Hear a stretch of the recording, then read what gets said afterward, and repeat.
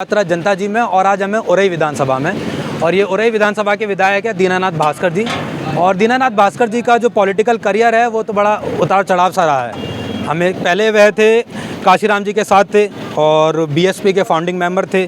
फिर वह जब सपा और बसपा का गठबंधन की सरकार थी 1993 में तो वह यहाँ के हेल्थ मिनिस्टर थे। फिर उन्होंने बीएसपी को छोड़ा, समाजवादी पार्टी ज्वाइन करी 1996 में और फिर उन्होंने दोबारा बीएसपी ज्वाइन करी और 2015 में उन्होंने बीजेपी ज्वाइन करी और वह अभी यहाँ पे प्रेजेंट में विधायक हैं बीजेपी पार्टी से। तो जानते हैं कि उन्होंने अपने कार्यकाल में कितना काम किया है और ये हमें बड़े अतरंगी से जने मिला है। आपका नाम? दिनेश यादव भैया। कितना विकास करा है आपके विधायक जी ने?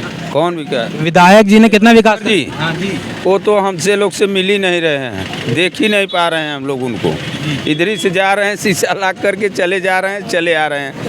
ना तो ये संसद का हम लोग कभी चेहरा देख पाए और ना तो भास्कर जी का, विधायक जी का देख पाए। अब विकास गांव में जाके देखेंगे कि हो रहा है कि नहीं हो रहा है। और इस बार हम लोग यहाँ बदलना चाहते हैं सरकार को। तो किसकी सरकार लाना चाहते हैं? अखिलेश भैया। कारण क्या रहेगा? कारण इतना वो काम कर दिए हैं, जो औरतों के खेत में लड़का होता था उनका 102 नंबर दबाइए और जाके अस्पताल में कायदे से लड़का हो रहा है। 100 नंबर मार हो जाती थी, पुलिस नहीं पहुंच पाती थी। 100 नंबर आज भी तुरंत, अभी उस दिन हमारे पतों की डिलीवरी थी, हमने खुद ही बुला के भिजवाया उसको। तो जो सुविधाएं मिल रही हैं, अब इनसे क्या सुविधाएं मिल रही हैं? यही जुमलेबाजी, वंदे मातरम। हम अपने योगी सरकार ने 5 साल में कितना काम करा है? योगी सरकार का तो वही सांड दिखाई दे रहे हैं। अभी आपके फील्ड में भी दौड़े हैं, आप भी देखे होंगे। और हम लोग इस बार इतना परेशान हो चुके हैं कि अखिलेश सरकार नहीं आई तो हम लोग भूखा मर जाएंगे। चाय भी नहीं बिक रही है बेंचोदी, कड़ू का तेल नहीं मिल रहा है साला लगाने के सर पे, सब्जी कहाँ से छौकी जाएगी। यही सब कारण है जो बीजेपी को भेजने का। और हम इस बार अखिलेश सरकार को चाह रहे हैं, उसको बनाएंगे हम लोग, चाहे जैसे भी मर जाएं लेकिन उसको वोटिंग करके मरेंगे। अखिलेश जी ने बताया कि हमारी सीटें आ रही हैं 400 प्लस। तो यादव जी आप बताइए कि कितनी सीटें आएंगी समाजवादी पार्टी की? इस समय 400 से ऊपर जाएगी मेरी सीट। हाँ, डंका बच गया है। तो आप गांव में जाके पूछ लीजिए या बनिया से पूछ लीजिए, वो भी साला परेशान है बनारस। अब तो चाचा जी से भी बात चल रही है, चाचा जी भी आज जी खुलकर आ गए भतीजा के साथ में।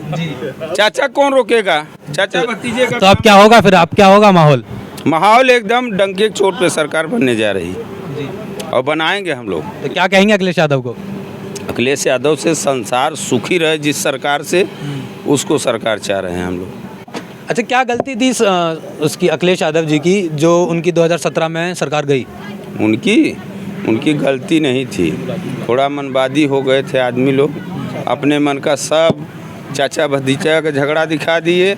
और जो थोड़े नेता प्रेता थे, जो पुलिस शासन थी, जो यादव जहां थाना पा गए थे वो यादवों का नहीं सुन रहे थे, यादव नाराज़ हो गए। और उसके बाद में जुमलेबाजी आ गई, बड़ा लुभावनी संदेश दिया, 15,000 दे रहे हैं, 20,000 दे रहे हैं, आ जाओ मेरे साथ में। और हम लोग तुरंत उसके साथ में चले गए। और मोदी जी के लिए क्या बोलेंगे? मोदी जी तो आके हमारे यहाँ गंगा जी में नहा रहे हैं। हीरा घसने के लिए वादा किए थे, एक भी व्यापारी नहीं आए वहाँ से। और अंडानी, मुकेश अंबानी, कौन कौन है ये देखो क्या बना है मेरे पास। कौन आएगा यहाँ चाय पीने? उससे कूद कर आएगा यहाँ आएगा। हाईवे से तो रोजगार और बढ़ जाएगा। कहाँ बढ़ जाएगा? पूरा घेर कर पेल रहे हैं, उसी रोडवा में एक्सीडेंट भी हो जा रहा है, कोई उठा नहीं पा रहा है कि मर गए वहाँ, कोई जाके उठाएगा नहीं। जी आप दूसरे से लीजिए, हमारा पेट ज़्यादा गड़बड़ ले लेंगे। बोलो साले क्यों भाग रहे हो? शाहजहाँपुर में मोदी जी ने बोला यूपी प्लस योगी बहुत है उपयोगी। तो आपको क्या लगता है कि कितने उपयोगी हैं योगी जी? भाई उपयोगी इसलिए वो बोल रहे हैं को सामने देख रहे हैं, उपयोगी बोल रहे हैं लेकिन उपयोग करते नहीं हैं। अभी तक जितना विकास किए हैं योगी ने, मोदी ने, जितना कोई आपने नया कार्य दिखाया है? अभी तक कोई नया कार्य। जो कार्य अखिलेश यादव ने निर्माण किया था, उसका नींव रखा था, वही ये लोग फीता काटते हैं। बाकी नया काम कोई नहीं किए हैं लोग। 108 एम्बुलेंस। आपका नाम? मैं मनोज यादव बोल रहा हूँ। 108 एम्बुलेंस चलाए अखिलेश, इन्होंने उसको 1 नंबर हटा के अपना 112 कर लिए। माने जितना भी है हर काम सिर्फ बदल रहे हैं, एक नाम से बदल रहे हैं, काम नहीं कर रहे हैं, नाम बदल रहे हैं। ये काम करे तब न जनता इनको समझे। मोदी जी ने काशी कॉरिडोर बनवाया और अखिलेश जी ने उन पे टिप्पणी करते हुए बोला कि काशी में लोग आखिरी वक्त पे जाते हैं। तो आपको क्या बोलेंगे कि अखिलेश जी ने क्या सही बोला, गलत बोला? नहीं, वाकई में काशी में तो लोग आखिरी वक्त पे जाते हैं जब उनकी इच्छा पूर्ण हो जाती है, अपने बीवी बच्चों से सब तरह से निवृत्त हो जाते हैं कि भाई अब मेरी अवस्था हो गई है, अब मुझे कुछ धर्म के बारे में सोचना है। तो लोग 80-90 के वर्ष अवस्था में जाते हैं काशी में, उस समय जाते हैं। उसके पहले तो कोई जाके बोले कि नौजवान को काशी में जाके बैठो, तो नौजवान जाके काशी में बैठेगा? जी, तो यादव जी अब सवाल था ये कि अखिलेश जी योगी जी से टक्कर ले रहे हैं कि सीधा नरेंद्र मोदी जी से? नहीं, अखिलेश जी योगी जी पर टक्कर लेंगे और उसके बाद फिर मोदी जी से भी टक्कर लिया जाएगा ना जी। पहले तो योगी से टक्कर ले लें, फिर मोदी से तो टक्कर लिया जाएगा ना। पहले हम पहले अपने घर को कब्जा करें, फिर दूसरे घर को कब्जा कर लेंगे। दूसरा घर कौन सा? दिल्ली? अरे और क्या, दूसरा घर दिल्ली है। पहले हम अपने घर को कब्जा करें, दूसरे घर दिल्ली को कब्जा कर लेंगे। आपका नाम? मेरा नाम जयप्रकाश यादव है। तो यहाँ पे सब यादव यादव है, क्या सीन क्या है? नहीं, ऐसा नहीं है, जो है कि बीजेपी का जो है कि चल रहा था कार्यक्रम, सब यहाँ पे इकट्ठा हुए थे, ऐसा कोई बात नहीं है। यादव और उसमें तो कोई बात नहीं है जी। योगी जी के जी यादवों की जनसंख्या यहाँ ज़्यादा है। अच्छा 62,000 जी, तो 3 काम गिनाइए योगी जी के जो आपको सही लगे। योगी जी का एक भी काम नहीं है सही, कोई काम इनका है नहीं, इनका कोई। आपका नाम? शुभ नाम राजन कुमार यादव। नहीं, क्यों नहीं जात बताएं? योगी जी का काम इसलिए अच्छा लग रहा है। नहीं, हम परेशान है, चलिए आपको दिखा दे। ज़्यादा नहीं, 500 मीटर चलिए मेरे साथ। 2 बीघा मेरा गेहूँ, 20 साढ़ चल रहे हैं। बस यही मुझे बहुत अच्छा लग रहा है। कितना विकास विधायक जी ने कर पाए हैं आपके शहर में, और क्या क्या जी जी सवाल तो सुन लीजिए। बोलिए।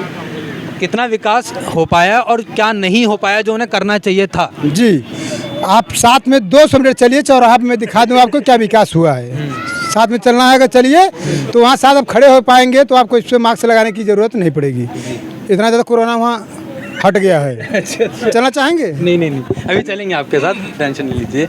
और नहीं, अभी भी यहाँ पे औरई विधानसभा में, और मैं बात करूँ तो भदोही जिले में किसानों की क्या क्या अभी भी समस्या बनी हुई है? सारी समय किसानों की सारी समस्या है, बिजली की समस्या है, पानी की समस्या है, उनकी जो है कि उनको कोई सुविधा नहीं है किसानों को, जो है कि उनको खाद भी नहीं मिल रही, बीज नहीं मिल रहा है, न खाद मिल रहा है, न बीज मिल रहा है। जो है कि किसान लाइन में खड़े, किसान लाइन में खड़े हुए हैं, सरकार की कोई व्यवस्था नहीं है। आपका नाम? इजहार अंसारी। यो अखिलेश जी, अब तो हर पार्टी अपनी अपनी सीटों का दावा ठोक रही है कि भाई हमारी इतनी आएंगी, हमारी इतनी आएंगी, हमारी इतनी आएंगी। तो आपको क्या लगता है कि चुनाव किस करवट बदलेगा 2022 में? चुनाव पूरी तरह से करवट बदलने जा रहा है, सिर्फ और सिर्फ महंगाई पे।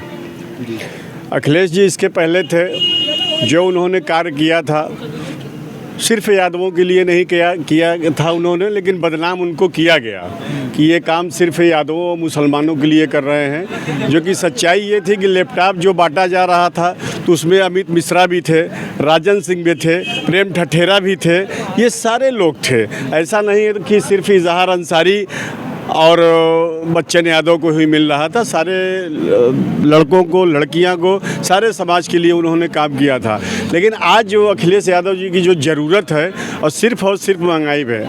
मैं एक बात आप बता दूं, आप यही भीड़ देख रहे हैं, सामने अभी आपने उन लोगों से बात भी किया, सब परेशान हैं। ठीक है, खाने के लिए राशन की बड़ी चर्चा है कि डबल डोज दिया जा रहा है, डबल डोज दिया रहा है। 12 तारीख से बहुत बम्पर जो है कि सारे लोगों को राशन, जिसके पास राशन कार्ड है उनको राशन मिलेगा। लेकिन मैं एक बात पूछना चाहता हूँ, आप लोग हैं, अगर एक कार्ड धारक को 30 किलो गेहूँ या जितना यूनिट है 5 किलो गेहूँ, जो उन्हें राशन मिल रहा है। जी जी, जो वो दे रहे हैं, क्या इतने से काम चल जाएगा सारे लोगों का? जो मानव जाति के हर धर्म के मानने वाले हैं, जो इंसानियत के पुजारी हैं, दोस्त हैं, दुश्मन हैं, हिंदू है, मुसलमान है, क्या 5 किलो राशन मिलने से उसकी सारी ज़रूरतें पूरी हो जाती हैं? अच्छा सर, ये बताया जाता है अखिलेश यादव कि अखिलेश यादव पे 2017 में एक जातिवाद के कारण वो हारे। तो अगर और अभी उन्होंने नया नारा दिया है कि नई बहार नई सपा करके, तो कितनी सपा बदल चुकी है? अब आप देख रहे हैं यहाँ हमारे बहुत से नौजवान साथी है, किसी ज़माने में हम लोग भी उस उम्र में रहा करते थे, तो अमिताभ बच्चन का बड़ा बोलबाला था बेल बॉटम के शक्ल में। जो ये आज पैंट आप पहन रहे हैं, ये जीन्स पहन रहे हैं, उसके बाद आया है मेरे ख्याल से। तो सारी चीज़ें रहती वही हैं, अंदाज बदल जाता है, बुनियाद वही रहेगी, बुनियाद को नहीं बदला जा सकता। मकान आप कितना भी खूबसूरत बना लें, लेकिन बुनियाद को बड़ा अच्छा जो बुनियाद तरीके से आप बनाएंगे। अब अखिलेश यादव जी का जो मानना है, जो उनका सोचना है, वो बुनियादी चीज़ के बारे में भी सोच रहे हैं। मैं मान रहा हूँ इस बात को, जो ये राशन मिल रहा है इससे लोगों का पेट भर जाएगा, लेकिन इससे समाज चलने वाला नहीं है। रोज़गार की ज़रूरत है, बुनियादी कोई अच्छी फैक्ट्री लग जाए, उसमें अगर 200 मजदूर उसमें काम करेंगे तो एक मजदूर के पीछे 8 से 10 लोगों का जो परिवार रहेगा, तो ये बात तो परिवार वाले ही समझ सकते हैं। अगर आपसे पूछा जाए थोड़ा ओवैसी जी के बारे में जी, तो आपको क्या लगता है कि ओवैसी जी बोल रहे हैं कि यहाँ यूपी की, उत्तर प्रदेश की कोई भी सरकार मुसलमानों की नहीं रही है? आपने कुछ कान में बताया, आप हमें भी बता सकते हैं? नहीं, वो बताने की ज़रूरत नहीं है। तो उन्होंने बताया कि कोई भी सरकार मुसलमानों की नहीं है। अगर आप बुरा ना माने तो आपसे ये सवाल पूछना चाहूँगा कि आपको क्या लगता है कि ओवैसी का यह बयानबाजी चुनाव में करना सही है या गलत है? नहीं, अगर वो एक पार्टी के लीडर हैं, अगर वो नेता है, तो जाहिर सी बात है जितने भी सारे लोग अपनी पार्टी चला रहे हैं, तो उनका भी दायित्व है, उनका भी कर्तव्य है। अगर वो नेता है तो अपना पार्टी चलाएं, लेकिन हिंदू और मुसलमान कह के बांट के पार्टी ना चलाएं। आप देखे थे संसद में हमारे एक मुस्लिम नेता जिनको आजम खां कहा जाता है, उनका एक शेर, कविता की एक लाइन बर्दाश्त नहीं कर सके, लेकिन ओवैसी जी की हर नखरे को, हर चीज़ को बर्दाश्त किया जाता है। तो ये बात भी जनता समझ चुकी है पूरी तरह से। अच्छा, और आखिरी सवाल है आपसे कि आपको क्या लगता है कि कहाँ गलती रही योगी जी की अपने कार्यकाल में? अब सही मुझे कुछ दिखाई नहीं दे रहा है, तो मुझे तो लग रहा है कि सारी गलती ही है। एक आध काम तो सही होगा। सही का मतलब ये है कि मैं इंसान हूँ और ख़ास तौर से मैं मुसलमान भी हूँ। अब मुझे खाने के लिए अगर वहाँ से मीनू तय होकर आएगा कि मुसलमान, हिंदुस्तान का मुसलमान सिर्फ यही खा सकता है, तो मेरे हिसाब से ये गलत बात है। ये आज़ादी होनी चाहिए खाने और पीने के लिए। तो ये थे हमारे साथ उरई विधानसभा की जनता, और यहाँ पे मोटा मोटी यह है कि यहाँ पे जो लोग हैं वो ज़्यादा यहाँ के विधायक के काम से खुश नहीं हैं। तो ऐसी ही ग्राउंड रिपोर्टिंग के साथ बने रहिए। म्यूटेड वॉक्स चैनल को सब्सक्राइब करिए, लाइक करिए, वीडियोस को शेयर करिए। धन्यवाद।